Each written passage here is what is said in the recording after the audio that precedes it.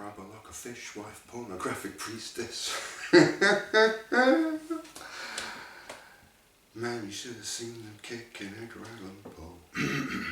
Oh, hello, and welcome back to the only BBC you're ever going to need. It's the Liverpool Football Club, and it's part 5 from my self-published book on the mighty Reds of Liverpool in May of this year, entitled Chasing the Impossible and the Sword of Damocles.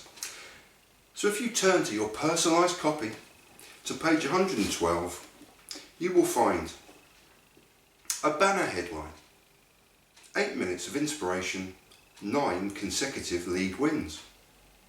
Arsenal 0, Liverpool 2. 2 nights ago at a raucous and passionate Selhurst Park in London, you'd have been forgiven for thinking that the All-Whites of Real Madrid were visiting the Red and Blues of Barcelona in a neutral venue for their seasonal footballing bout of El Clasico. The team in all-white pressed, counter-pressed, dominated possession of the ball and came within inches of dismantling the castle of the team in red and blue stripes.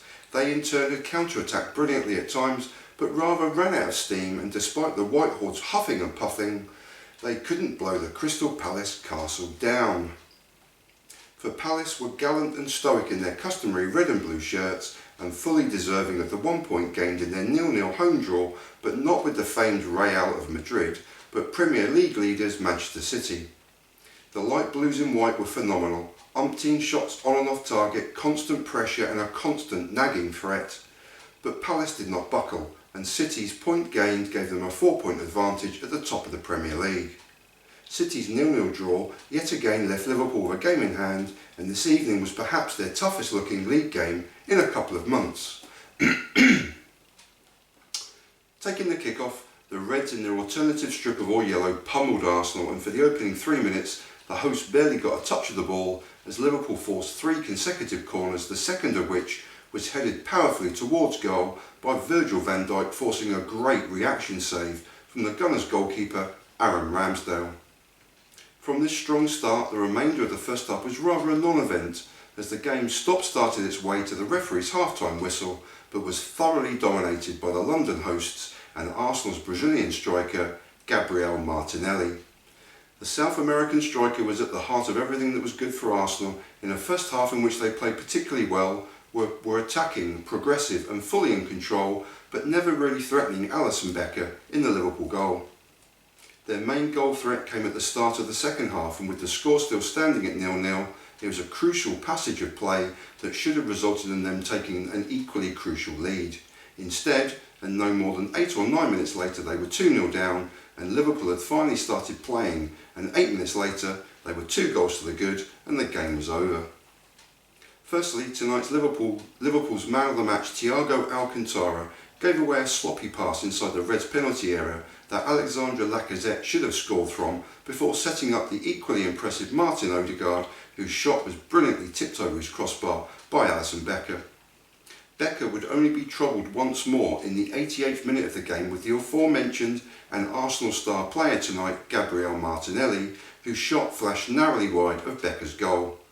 But 8 inspired minutes from the 54th to the 62nd minute both opened and indeed ended tonight's contest, and yet another 3 valuable points were bagged by Liverpool.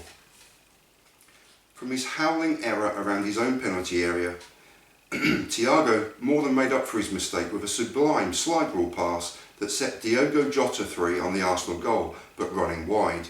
Jota's flashing left foot shot from a narrow angle beat Aaron Ramsdale at his near post with a shot he should have saved but didn't, and from nowhere and against the run of play, Liverpool had a priceless lead. This was doubled within 8 minutes, and it was all Roberto Firmino, aided and abetted by teammate Andy Robertson. Firstly, the Brazilian Firmino refused to allow Arsenal to play their way out of defence and hunted down a loose ball before his cross set off a goalmouth scramble that was cleared, but immediately hunted down again, but this time by Scotland international captain Andy Robertson.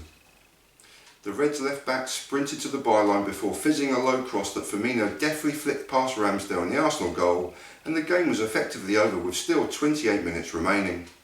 In all honesty, the first half should be immediately written off, the 2 goals should be rejoiced, and the remaining 28 minutes should be appreciated as a team finally finding their straps, and in the beautiful vernacular killing off the game so beautifully and so goddamn well. Football was a numbers game. 9 consecutive league wins, 27 maximum points, 17 goals scored, 1 conceded. Tonight it was simply 8 minutes of genius, 2 well taken goals and 3 invaluable points that ensures the Reds are just 1 solitary point behind league leaders Manchester City. The Reds play before City next play a league game, and hence, when taking all these numbers into account, a victory would take Liverpool to the top of the league for the first time since October 2021. With 9 league games still to go and 27 maximum points to be played for, I still foresee, as I predicted at the very outset of the season, that both Manchester City and Liverpool could feasibly table over 90 plus points and still not win the bread and butter of the Premier League that so many Reds had conceded prior to Christmas. There are no such concessions now. Couple of stumbles and bumbles, but I'm pretty much okay with that one. Thank you for watching, thank you for being there. As I sit here in the corner of my own little world in a Beatles t-shirt, there will be links below to how you can purchase this book and other ways of supporting me. I do appreciate you being there, thank you so much for watching, and I'll see you again soon.